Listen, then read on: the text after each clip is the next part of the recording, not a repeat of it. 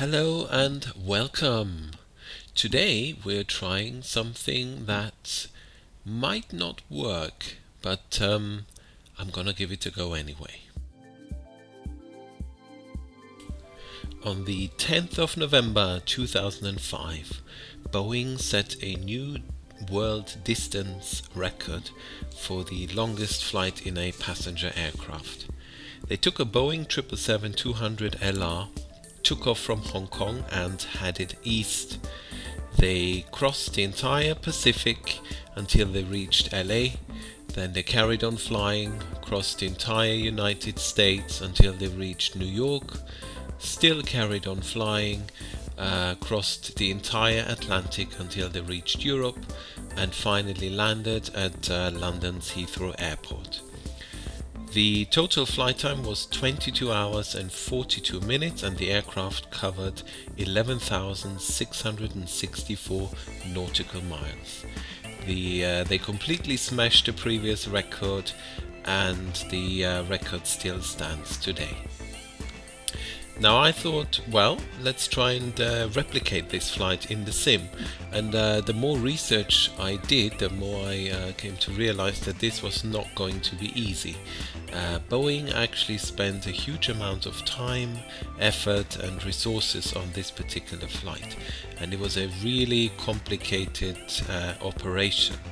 For example, the aircraft they used, they shaved off as much weight as they possibly could. There were only 43 passengers on board, mostly press. They were told they could only bring 40 pounds of luggage. There was only one working galley, the others were stripped out. They even reduced the amount of water on board, so people were limited in the amount of toilet usage, for example. The second big thing, of course, is fuel. Now, the aircraft in question was used for certification for the 777-200 and the freighter version of the 777, and the freighter version has auxiliary tanks, which the passenger version doesn't normally have. So this aircraft had extra tanks, which was very useful. The other thing they did was they actually filled the tanks all the way to the top, something that is usually never ever done. Even if you want to fill up an aircraft, you leave at least 2% of air in the tanks. That allows the fuel to expand should it warm up. So they didn't do that either. And Hong Kong Airport gave them a additive into the fuel to make it more dense. They also made sure that the fuel was very cold when it was filled into the aircraft, again to make it more dense and to get more out of the fuel. Finally, they had a whole army of meteorologists helping them out.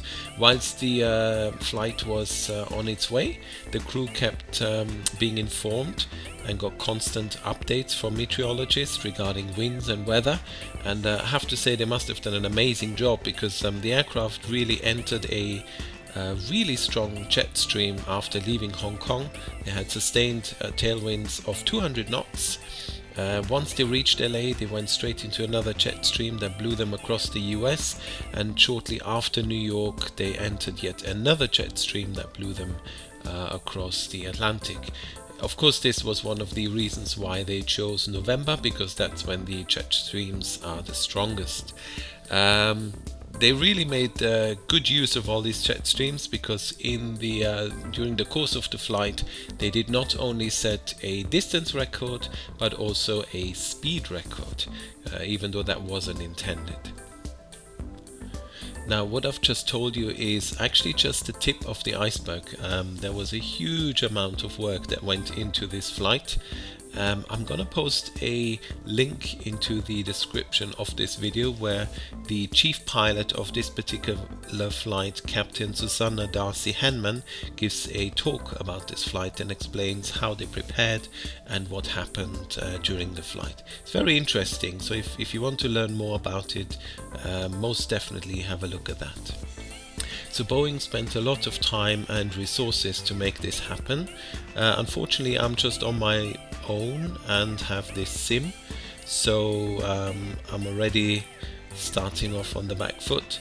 Furthermore, my aircraft is a lot heavier than theirs because I cannot change the dry mass of my aircraft.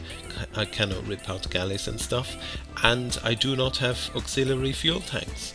The real aircraft took off with 360,000 pounds of fuel. I can only load 320,000 pounds of fuel. So we're already way off on many levels, really. So it shouldn't come as a surprise that the first time I typed in all the figures into the FMS, the aircraft told me in no uncertain terms that this was not going to work and we would never reach London. However, being in a simulator, I do have one big advantage compared to the real aircraft, and that is that I have full control of the weather. As I said before, they had pretty strong winds. They were really clever, but in order to catch those jet streams, they actually had to change course. For example, if you look at the real world routing they took, the routing across the Pacific is pretty far north, because that's where the jet stream was. I can place my winds wherever I want, and therefore can take a more direct route and shave off a few hundred nautical miles. And of course I can change the wind. Now I'm not going to go crazy and give myself something that is not realistic. That wouldn't be fun, but I can give myself sustained winds, and I think what I'll do is I'll give myself a tailwind of 100 knots, and that's going to be for the entirety of the flight. It's still not gonna make it guaranteed that I get there, but I think it will be a good start. The other thing that's really useful being in a sim is that I don't have to apply to any of the real world regulations. Now when you fly, there's some very strict rules regarding fuel on board. When the real aircraft landed at London, they still had about 2 hours worth of fuel in the tanks. Sounds impressive, but actually the vast majority of that is a legal requirement. Now I don't have to care about any of this. If I reach the runway in London and I have a flame out on the runway because I've run out of fuel, then that's absolutely fine by me. I just want to reach the runway in London, and that's the aim of the game. So with all of that out of the way, I'd say let's see if we can do this.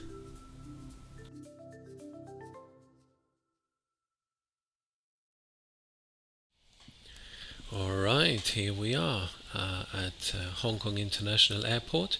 The local time is just 7 minutes past 10 in the evening. The real aircraft took off at 10:30, so we're trying to copy that. I have everything set up, we're all ready to go. I have finished the checklists. I have disabled AI traffic, so we're the only aircraft around. This is sort of semi-realistic. The real flight did have priority. Basically when they started the engines at Hong Kong, they almost shut down the whole airport, and they were allowed to taxi out and take off without ever having to wait. So yeah, we'll do that. You may notice that we have an insufficient fuel warning, so the aircraft is not as optimistic as I am, but we'll press on and I'll manage the fuel as best as I can, and well, I'm sure we'll make it. Right, I think it's time to start push and start. Okay, so let's request pushback. The nose needs to go to the right. No. Right. Before start and pushback checklist. Windows closed. Doors closed. Fasten seatbelt sign is on. Parking brake is on, and we can remove the ground connections. Beacon lights Flight deck, this is Grand Crew, stand by for pushback. On. Thrust levers are closed. Ground equipment clear. Fuel selectors on. Before start and pushback complete. Locking gear.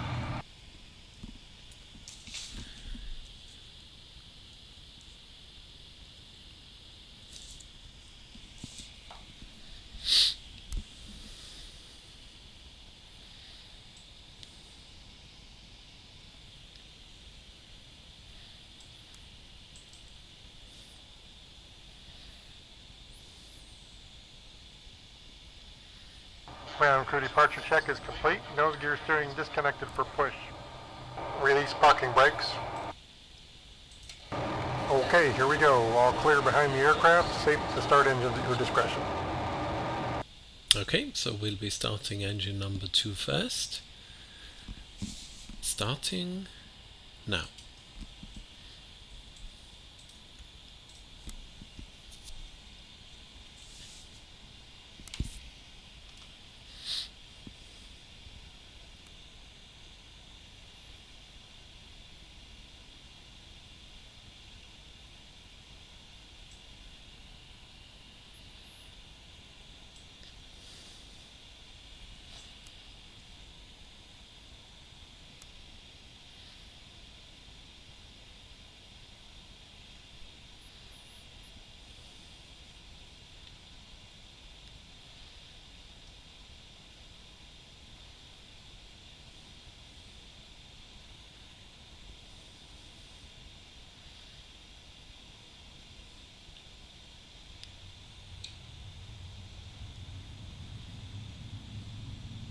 Good start, 56 seconds. Alright, we'll be starting engine number 1 now.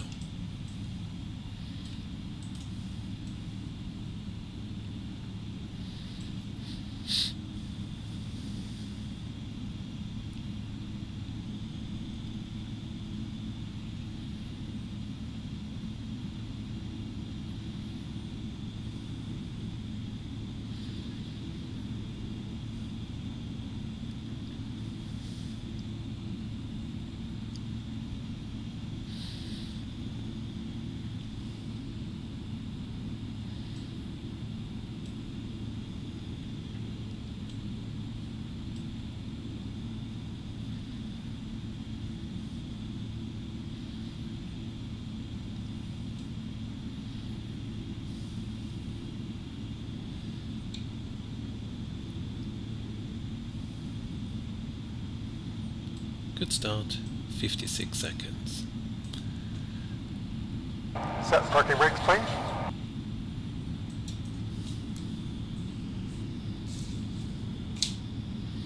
Okay, let's do the after start checklist.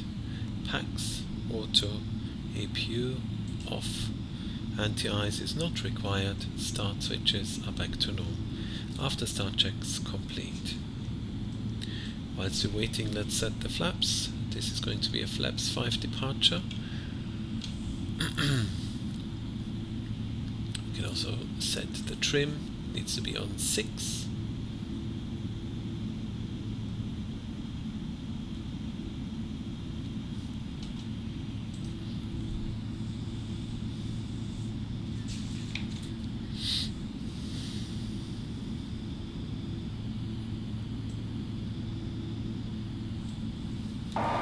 Unlocking gear. Switch that off. Yeah, that's better. Nose wheel steering connected. Pins removed. Tow vehicle disconnected.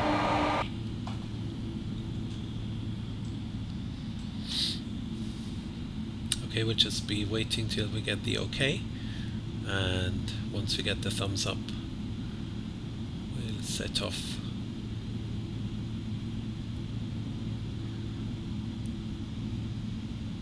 There's no ATC on this flight, and I've also allowed myself to ignore any SIDS, so it's a straight out departure on runway 07 left, and then we go straight Clear out. behind the aircraft, left and right.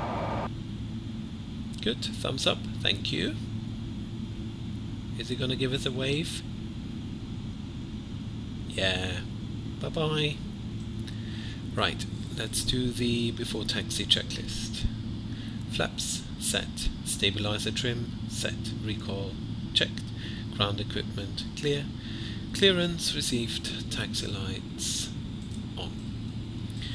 We still have the insufficient fuel warning, which we are going to ignore.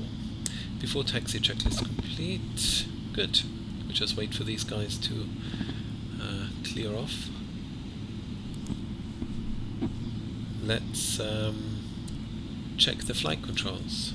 Full left, full right, full up, full down, neutral, rudder, full left, full right, neutral. Okay, parking brake is off. Let's go.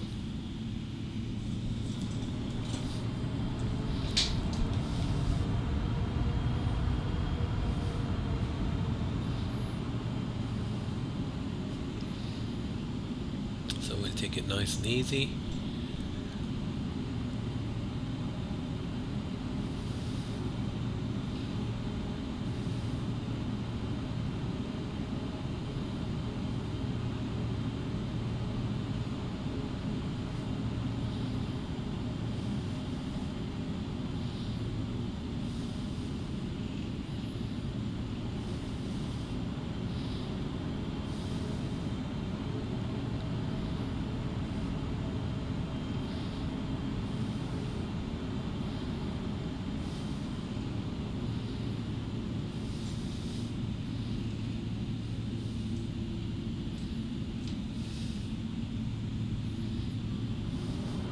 Okay, cabin is secure. So once we've completed the turn, we can do the before takeoff checklist.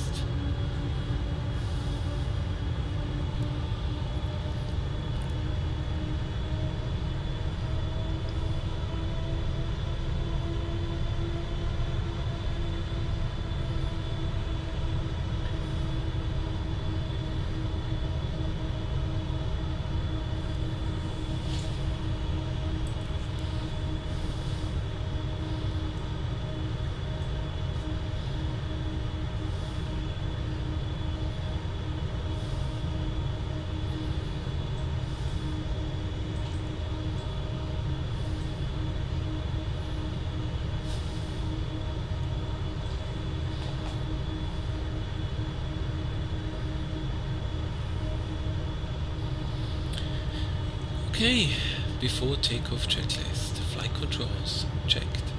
Takeoff data, let's have a quick look. 190.07.31 checked. Altimeter set and cross-checked. Flaps 5 required, 5 green checked.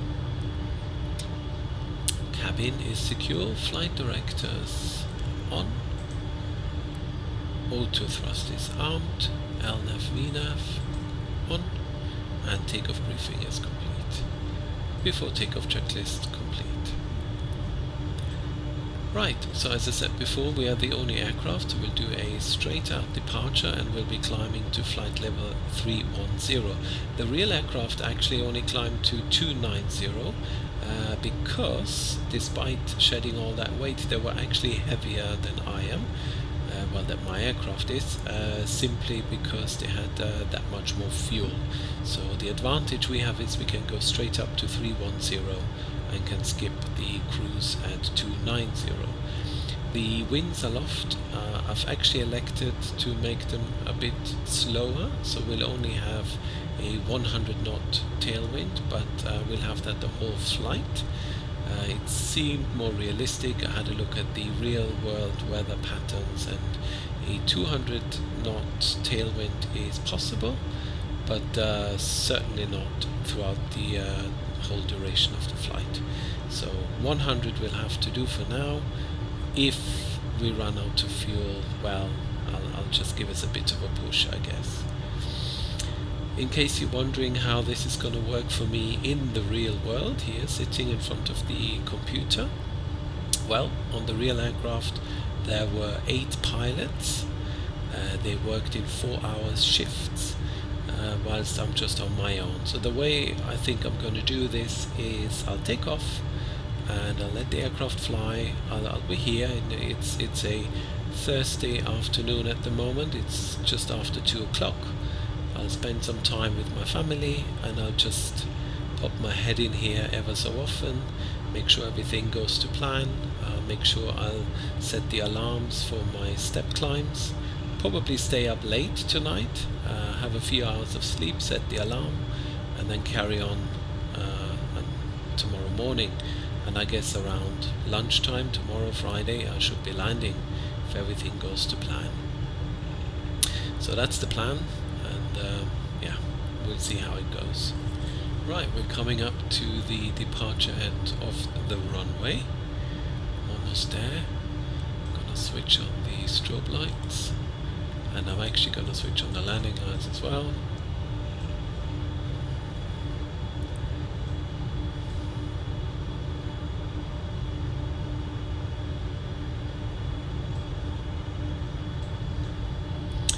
Lineup checks, runway identified, strobe lights on, landing lights on, transponders out, and the cabin alerted. Lineup check complete.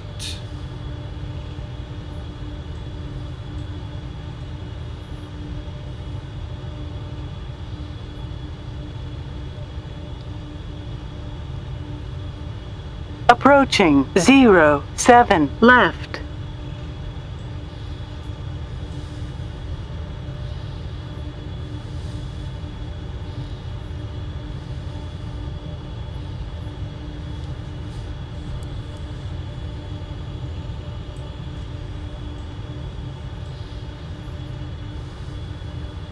On runway 07 left. Okay, let's go.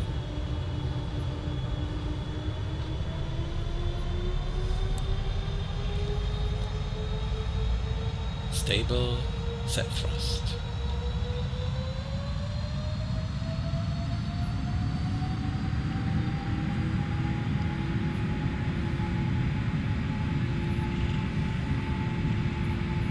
Thrust set.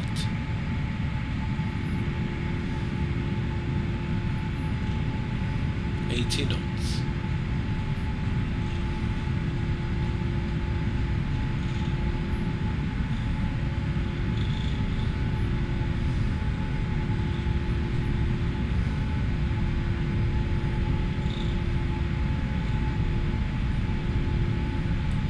V1,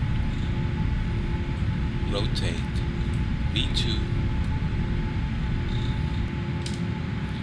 positive rate, gear up,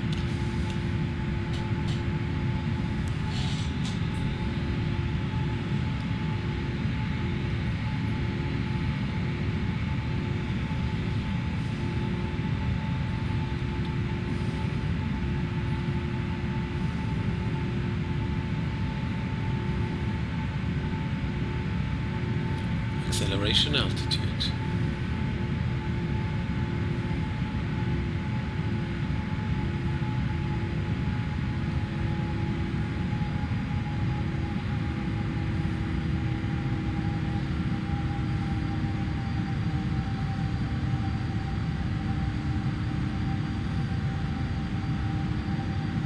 Flaps 1.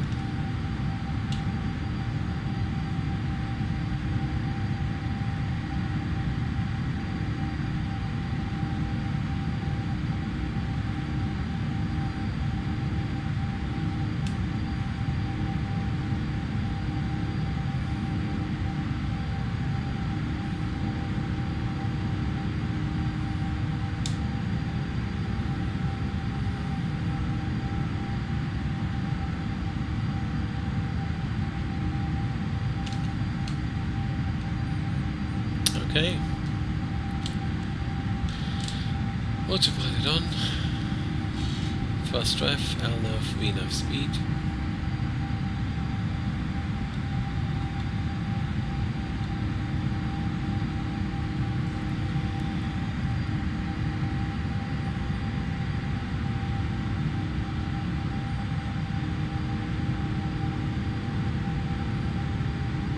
Flaps up.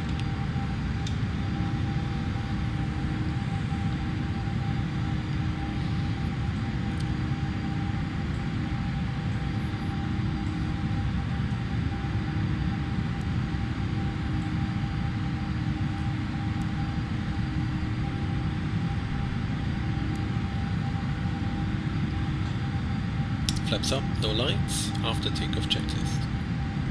Gear up, flap slats up, autopilot on, auto brakes off, altimeters, let's go on standard, set and cross-checked after takeoff checklist complete. Okay, this is it. So now we just have to sit and wait and step climb and make sure we make the best out of the fuel we have and monitor.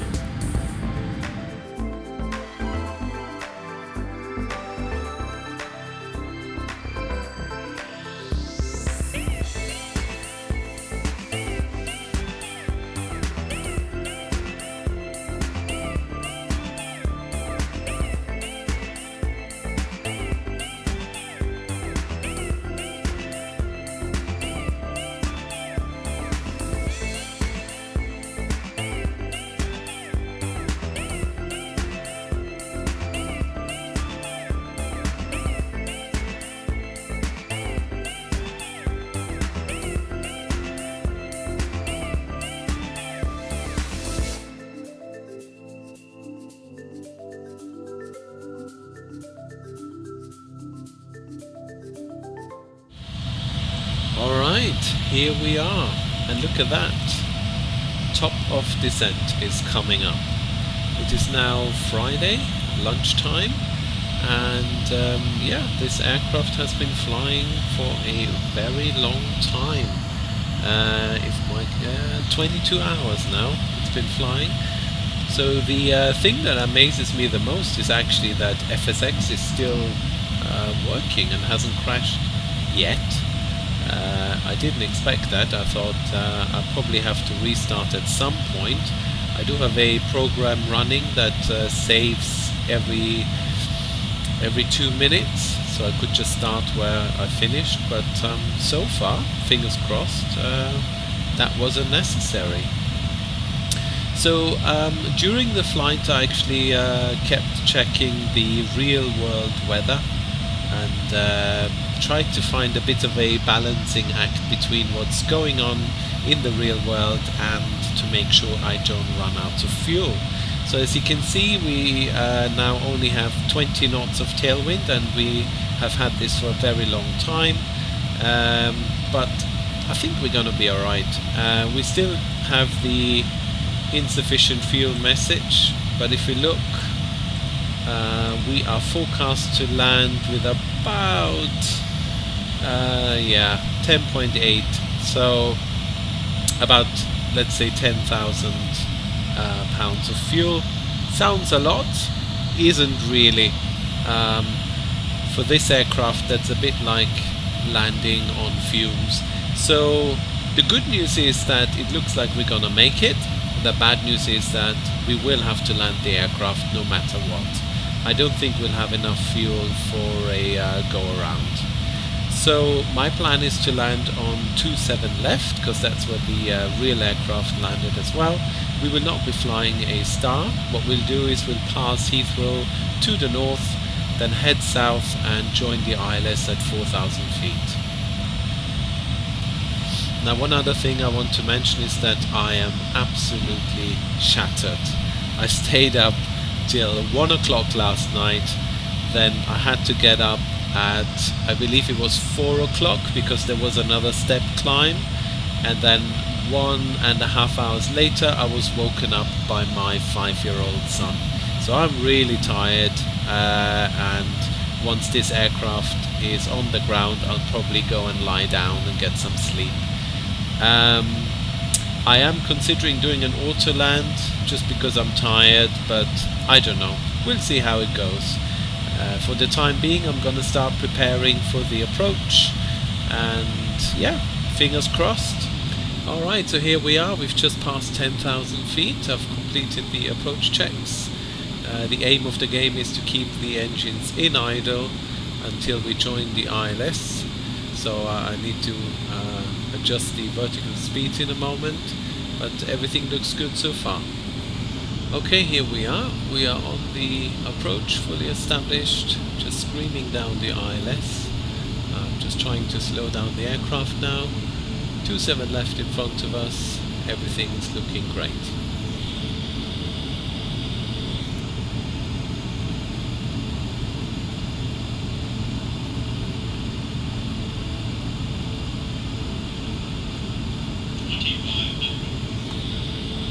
gear down.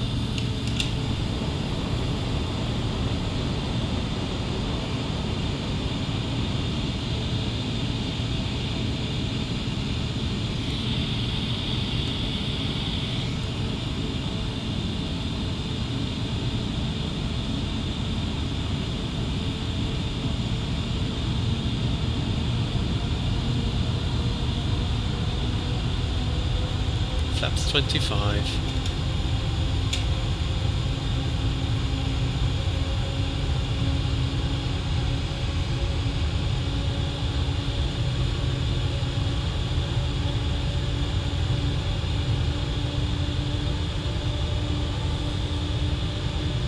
Flaps 30.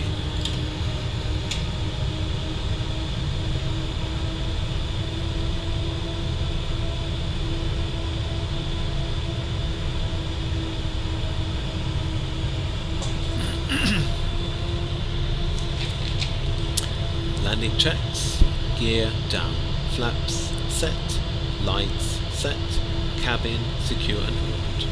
Landing checks complete.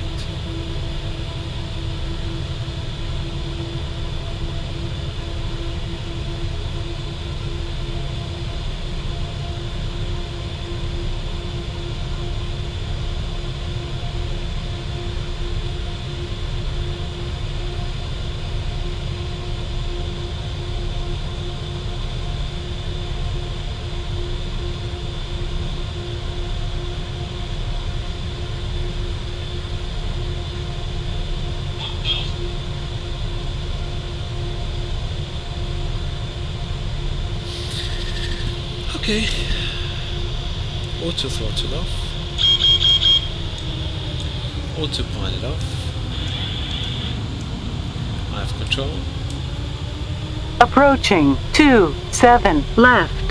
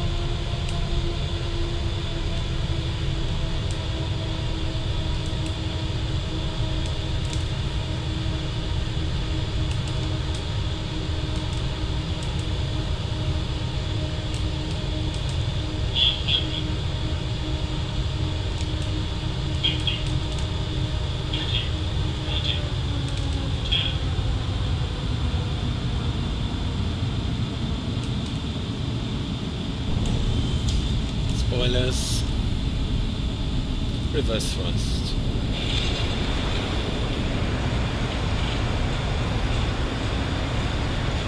knots,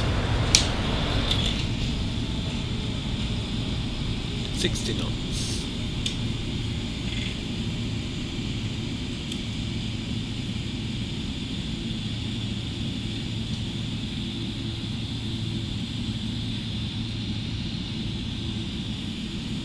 Alright, here we are, and I can see the VIP area, which is where the real aircraft parked up. So I'm just going to do the after landing checks and then we'll park up the aircraft.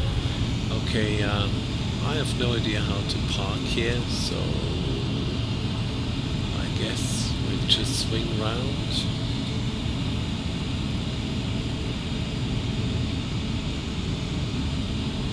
There's a line.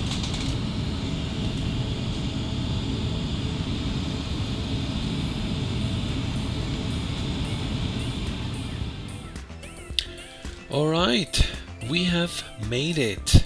Unbelievable.